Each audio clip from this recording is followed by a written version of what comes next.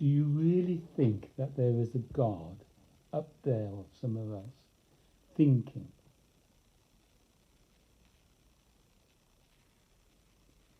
Do you think there is a God up there allowing?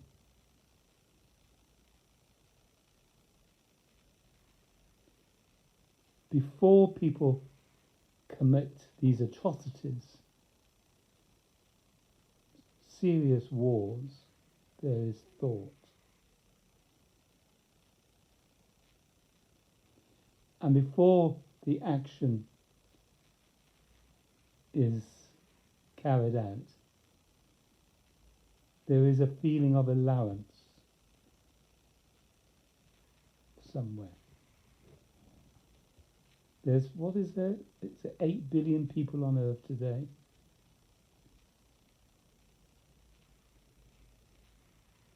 So somewhere amongst these 8 billion are people committing terrible deeds, atrocities, tortures.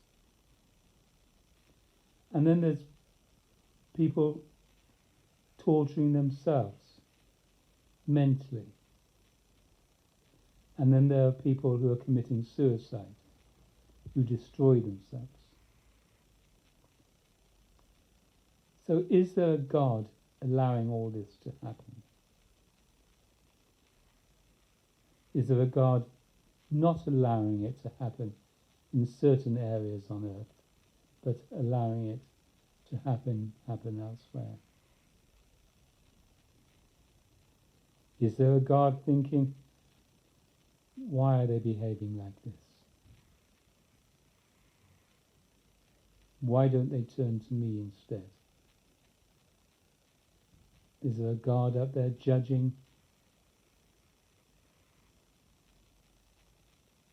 Is he or it or she judging you right now?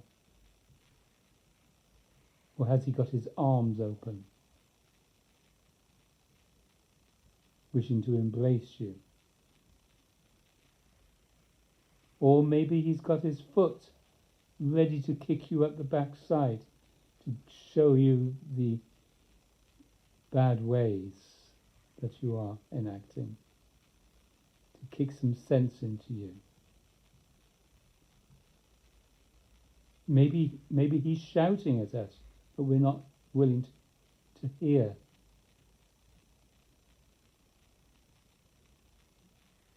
Do you think God is allowing pain and suffering, depression and happiness?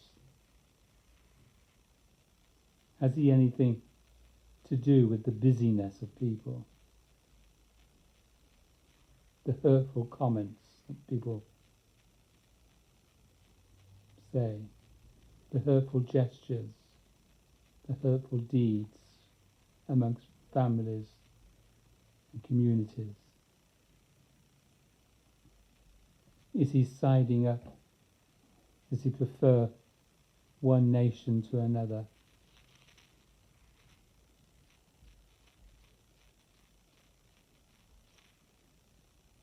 Or she or it? Is he going to give you super duper wealth and cars and full bank accounts if you pray earnestly enough? Is he going to give you a gold star if you behave well, if you follow the law of the land?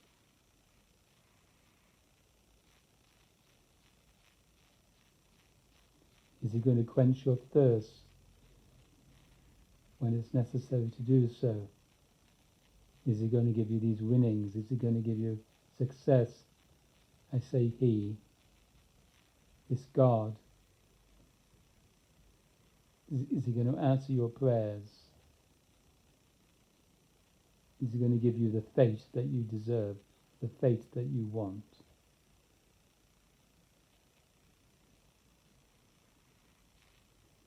Does this God prefer one religion against another religion?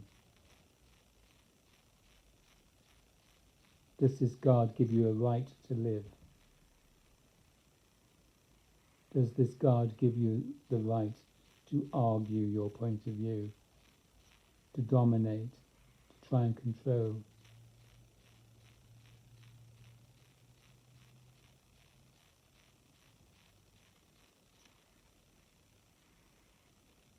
Is this God really love? Is this God really joy and happiness, and patient and tolerant? Is this God all-seeing, all-hearing? Is this God really the creator of the universe?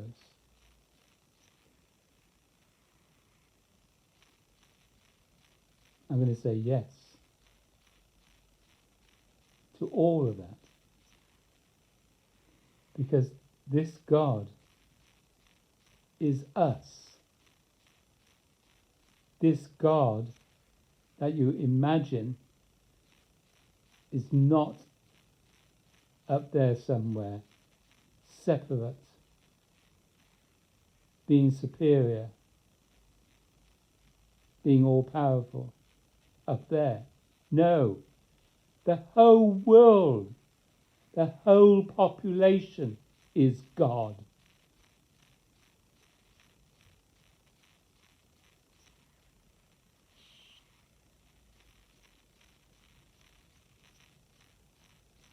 And there's two sides to everything. Conditional existence, the conditions of life, are full of opposites.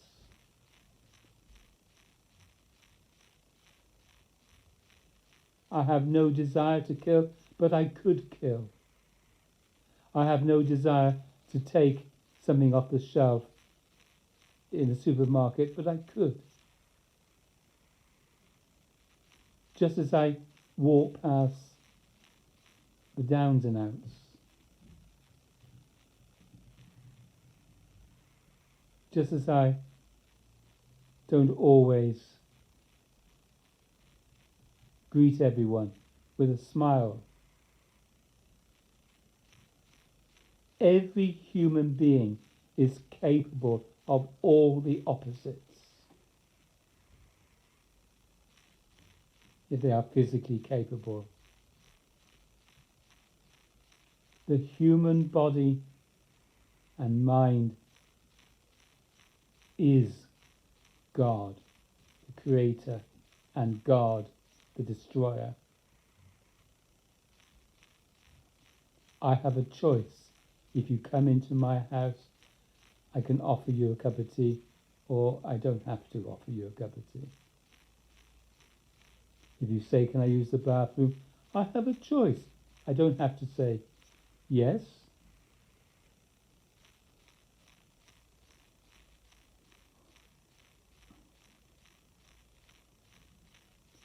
There is a disposition of the body-mind that is, I liken to the open hand. And there is a disposition of the body-mind that I liken to the clenched fist. And when we start to use our discriminative intelligence, when we become more and more conscious of what we're doing, we fall into that disposition that we are consciously choosing rather than habitually choosing. Every human being is full of patterns and tendencies. But these patterns and tendencies are often destructive, and they're certainly selfish. They are what we call our personalities. They're what we call our agenda. They're what we call our preferences. All that is clenched fist stuff. Stuff of the body-mind, of the flesh, if you like. What Jesus was referring to as once first birth when Nicodemus came to him. Jesus said, if you wish to realize something greater, you have eyes to see and ears to hear, but you're not seeing and you're not hearing. But if you wish to see clearly and to hear clearly, you have to be born again of the Spirit. So the disposition of you changes. It's simply allowing the body-mind to be lived without what I call strangulating it, what I call the self-contraction. For the self-contraction, the first birth stuff is at the root of sorrow, of wars, of competition, of ego, of my will be done against your will. Is at the root of I know best. Is at the root of all controlling. Is at the root of belonging, at the root of all religions and cultures, and nations. The self-contraction is not necessary. That's why Jesus came into the world, to tell us that. He didn't use those words, self-contraction, but he did imply that we are separating ourselves. We are feeling alone and lonely due to the activity of self-contraction. You don't need to do the self-contraction. It's not necessary. And he said the way out, by the way, it's actually sin, that separative act, that separative activity that we do is sin.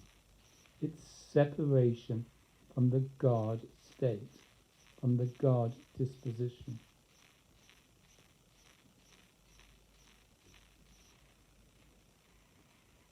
And he says, in order to be born again, don't believe in him, but actually realize the Christ state by turning to Christ, turning to the Christ state, minute by minute by minute, which is the state of love, joy, happiness, indicated by the open hand. It's a change of disposition. It's the way of the heart rather than the way of the mind. As long as the mind dominates, as long as you're always mulling over this, that and the other, trying to reason things out, you will never be operative from the heart. The heart is about transcending all that. It's about rising above all that. That is what there is to realize. It's prior to duality, prior to the conditional patterns and tendencies that we are all dramatizing. You are dramatizing your lot, and someone else in your family or in your vicinity is dramatizing their lot. That's why there's so much unhappiness, discontent, concern, anguish, fear, sorrow, doubt, boredom. Even boredom comes from this activity. Every feeling and every thought comes from this disposition, unless you're in this disposition, where those feelings don't arise.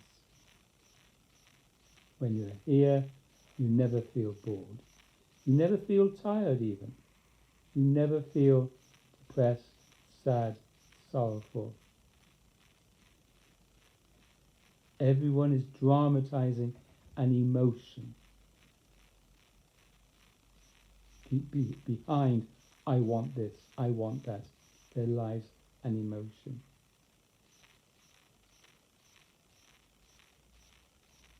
Adults are very childish and adolescent, which is understandable because they haven't realized something greater. I won't say that most of them are still in the nappy stage. However, they certainly are toing and froing from a childish state to an adolescent state. The childish state being, I am dependent upon you to make me happy. That's what children do. I am dependent on you for my survival. And the adolescent state is, I no longer need you. Bugger off. You no longer need to be parented. So you feel you need to go off on your own. But then you come back to toing and froing between the two stages of life. The true adult has realized something greater, is transcending all that, and is maturing or has become mature due to what I call happiness communion, love communion, God communion.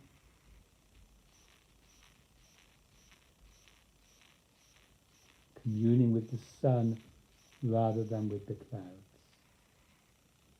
The sun is always there, although it may not be seen.